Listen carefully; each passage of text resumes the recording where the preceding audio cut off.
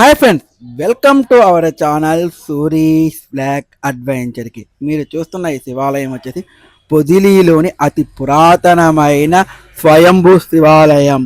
చాలా చాలా ప్రాముఖ్యత గల శివాలయం. ఇది వెంకటగిరి పరిపాలిస్తున్న రాజులచే నిర్మించబడిన శివాలయం. అంటే వెంకటగిరి రాజులు దీన్ని నిర్మించారనమాట. ఈ ప్రాంగణంలో 5 శివాలయాలు ఉన్నాయి. మరెక్కడా కూడా ఇలాంటి ఆలయాన్ని చూసుండరు, చూడబోరు కూడా. అంత మహిమ గల శివాలయం ఈ ఆలయం వచ్చేసి. ఎవరైతే సంతానం లేని వాళ్ళు ఈ ఆలయంలోకి అడుగు పెడితే వాళ్ళకి సంతాన ప్రాప్తి కలుగుతుంది.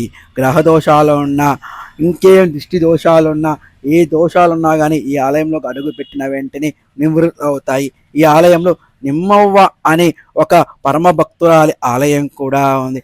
ఆమె ఎవరయ్యా అంటే శివుడికి అత్యంత ప్రియ భక్తురాలు. నిత్యం కూడా శివారాధనలో ఉండేది. ఒకసారి శివుడికి పరీక్ష పెట్టాలని చెప్పి తన కోరిక నెరవేరా అని ఆమె తప్పు చేసి శివుడి కోసం మెప్పించి శివుని ప్రత్యక్షం చేసుకుంటుంది. శివుడిని ఇలాగ అడుగుతుంది, నాకు సంతాన భాగ్యాన్ని కలిగించవయ్యా అని. అప్పుడు శివుడు ప్రత్యక్షమై ఆమెకి సంతాన భాగ్యాన్ని కలిగిస్తాడు. కానీ ఆమె కన్యేనా కానీ ఆమెకి సంతానం కలుగుతుంది. అది కూడా 3 కుమారుల్ని సంతానం కలుగుతుంది. అందువలన ఆమె దగ్గరికి ఎవరైనా పిల్లలేని వాళ్ళు ఆమె దగ్గరికి పోయి అడిగి తర్వాత శివుడిని వరం అడిగినా వరాన్ని ఇస్తాడని, సంతానం లేని వాళ్ళు సంతాన ప్రాప్తి కలుగుతాదని అక్కడ ఉన్న వాళ్ళు చెప్పారు.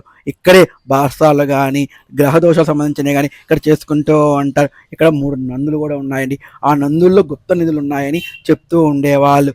చాలా చాలా ప్రాముఖ్యత కలిగిన ఆలయం. అంతేకాదు, కలియుగాంతమున కృష్ణమ్మ పొంగి దుర్గమ్మ ముక్కబడి తాగుతారంటారు కదా, అప్పుడు ఆ సమయంలో ఈమె నిమ్మవ్వ బయటకు వచ్చి హారతి ఇస్తుందంట.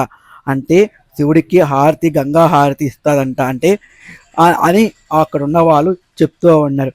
ఎంత ప్రశాంతంగా ఉందంటే అంత ప్రశాంతంగా ఉంది. ఇక్కడిది ధ్యానం కానీ తపస్సు కానీ ఏదైనా సరే ఈ ఆలయంలో చేసుకోవచ్చు. అంత ప్రశాంతంగా ఉంది. ఈ చాలా చాలా బాగుంది. చాలా ప్రాముఖ్యత కలిగినది. ప్రతి సంవత్సరం శివరాత్రి తర్వాత రోజు ఇక్కడ మహా ఉత్సవం జరుగుతుంది. అది కూడా రథోత్సవం జరుగుతుంది. ఆ రథోత్సవానికైతే మనకు లక్షల్లో జనాభా బారు తిరుగుతారు. 2 రథాలు ఉన్నాయి. ఒకటి పురాతనమైన రథం, 15 సంవత్సరాల క్రితం నిర్మించిన ఒక రథం ఉంది. ఇవి చాలా చాలా పురాతనమైనది. మీరు చూస్తున్నదే నిమ్మవ్వ ఆలయం. ఇక్కడ దండం పెట్టుకున్న తర్వాతనే శివుడి దగ్గరికి పోతారు చాలామంది. అయితే మడుకు సంతాన ప్రాప్తి కలగాలి అనుకునే వాళ్ళ మడుకు తప్పకుండా ఈ ఆలయంలో నిద్ర చేసి స్వామివారిని వేడుకున్న, నియమ నిష్ఠలు పూజించిన తప్పకుండా సంతాన ప్రాప్తి కలుగుతుందండి. ఇది సత్యం, అక్షర సత్యము. 100% 1% జరుగుతూనే ఉంటుంది.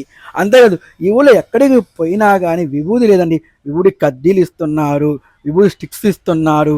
కానీ విభూది పొడి ఎక్కడా మనకు దొరకలేదు. ఈ ఊళ్ళో చాలా దగ్గర తిరిగి మళ్ళీ వీళ్ళ దగ్గరికి పోయి అడిగి తీసుకుంటే ఒక ప్యాకెట్ అయితే ఇచ్చారండి. విచిత్రంగా ఉంది. పొదిలిలో విభూది దొరకకుండా పోవడం ఏంది అని.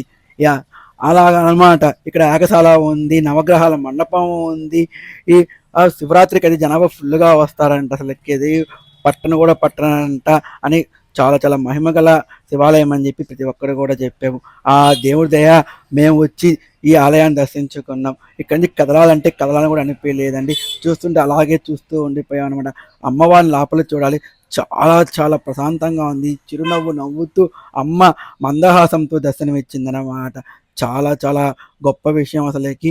ఈ ప్రతి ఒక్కరూ కూడా దర్శించవల మహాపుణ్యక్షేత్రాలు పొదిలిలోని ఈ పురాతనమైన ఆ పుణ్యస్థలం స్వయంభూ శివాలయం. ఈ వీడియో కానీ మీకు నచ్చితే ఒక లైక్, ఒక కామెంట్ తప్పకుండా మన సూరీస్ బ్లాక్ అడ్వెంచర్కి ఇవ్వండి. లైక్, షేర్ ఇవ్వకపోతే తప్పకుండా షేరు, కామెంట్ తప్పకుండా